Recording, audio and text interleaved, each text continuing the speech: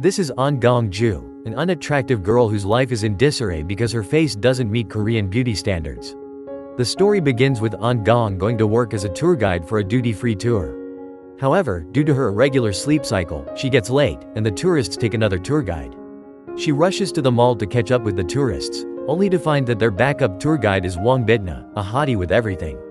Unlike An Gong, Wong has it all, curves and charm to keep everyone entertained. An asks Wong to give up the tourists, but Wong refuses and mocks her for her poor fashion sense. An feels insulted and tells Wong that she is going to the restroom. Come on, at least slap her or something. Anyway, on her way to the bathroom, she motivates herself by telling herself that she is special and enters the lift.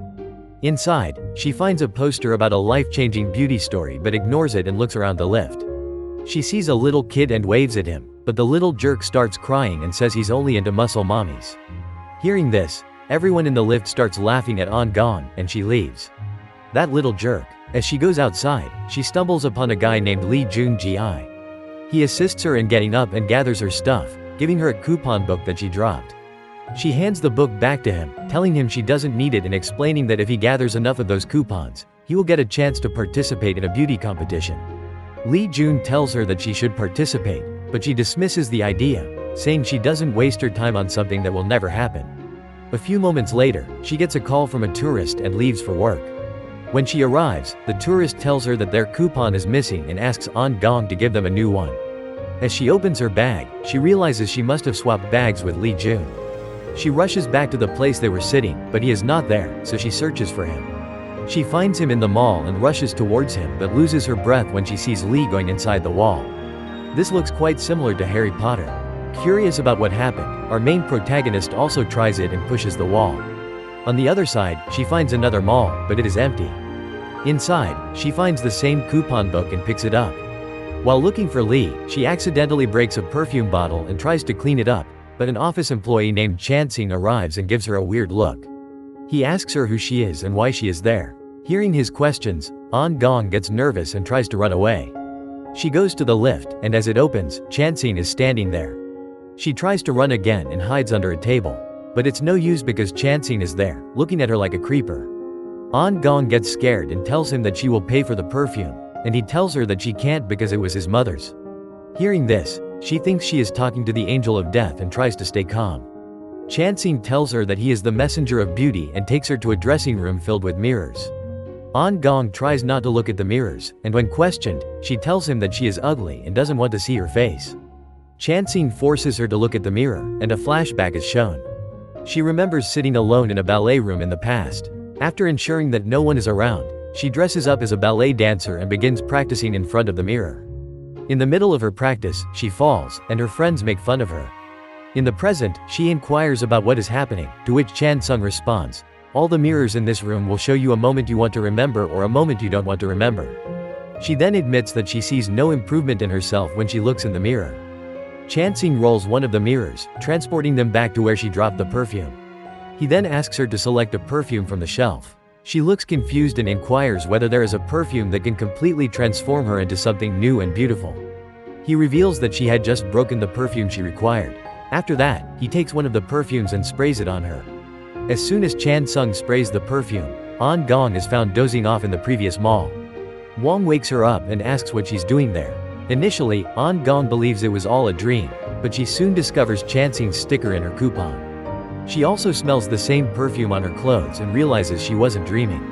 She then rushes to the same wall and looks at it, trying to figure out how someone can get in through the wall. Just then, she notices her suitcase automatically drifting towards the wall. She hurriedly holds her suitcase and, as a result, enters the other side of the mall once more. This time, An Gong decides to make her wish come true. She walks to the information desk but instead of Chan Sung, she meets another man named Liddick. She then shows him her suitcase and asks if he has seen any other guys with similar suitcases. Liddick directs her to the lost and found section. Following this, An Gong walks downstairs and is surprised to see Liddick already present there. He takes her to the place where lost items have been stored for hundreds of years and instructs her to search independently without making a mess. While searching, she opens a hat box and a bird flies out. She falls in fear, causing the other items to fall and creating chaos. Liddick hands An Gong a face machine and tells her to clean herself. She goes into a changing room and changes the outfit she wore before, but Lydic claims that the dress doesn't suit her. As a result, she decides to put on her previous dress. As soon as she walks through the door, she finds herself in her school's classroom rather than the changing room. An Gong walks over to her study desk where she discovers a message from a classmate named Yuan, inviting her to meet him in the garden. She is then reminded of her past when Yuan proposed to her. When An Gong accepted his proposal, his friends shouted from behind, saying that it took him only 55 seconds to convince her. Yuan then walked away with his friends, leaving her destitute. She returns to Lydic and inquires about it. Lydic claims to have seen other humans like her who make a mistake, regret it, want to undo it, and do it all over again. An Gong then expresses her desire to be beautiful but lacks the necessary skills. After hearing this, Lydic agrees to grant her wish.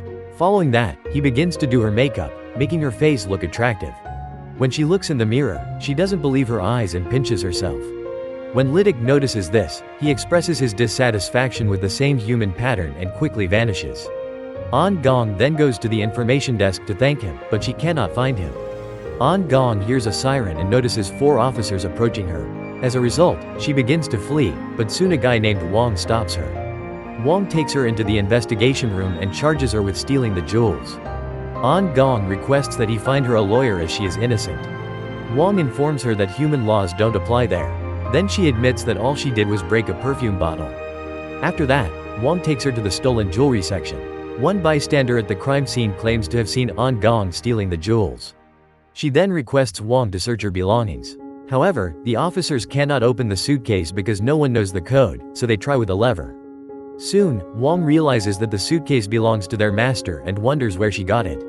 She tells the truth about the switch of the suitcase. After hearing this, the bystander becomes terrified and admits to stealing the jewels. The officers arrest him right away while Wang removes An Gong's handcuffs. Before leaving, Wang requests that she return what she has stolen.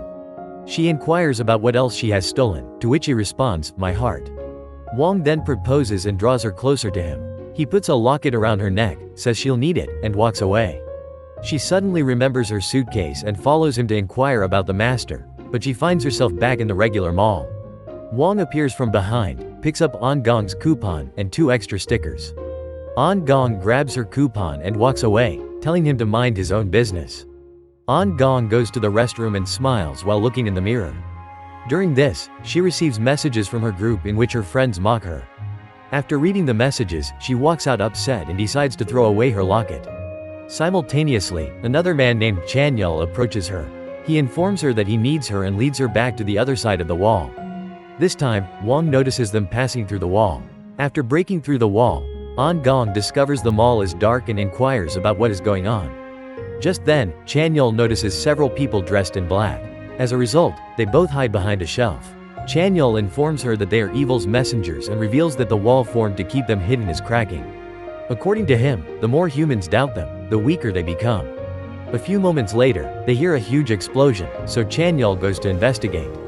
When Chanyel doesn't return for a while, she looks for him, but the evils quickly discover her. However, Chanyel successfully saves her from them, and she then hugs him. After that, Chanyel and An Gong arrive at the zone's end door, but it is locked. Simultaneously, she recognizes the sign on the door and realizes that her locket can unlock it. As a result, they can successfully exit the place. Chanyel informs her that they must open the suitcase, which only she can do. She then examines the stickers on her coupon, recalls everything they told her, and deciphers the code. When she opens the suitcase, a bright light shines, and she finds herself in the beauty makers competition.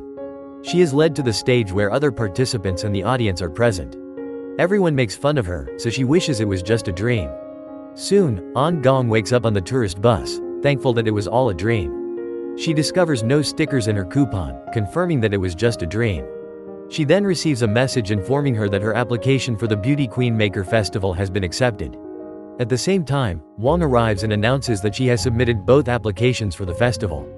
After hearing this, An Gong becomes shocked and nervous. On competition day, An Gong gathers all her courage and prepares for the festival. She notices Li Junji and follows him as she walks toward the festival.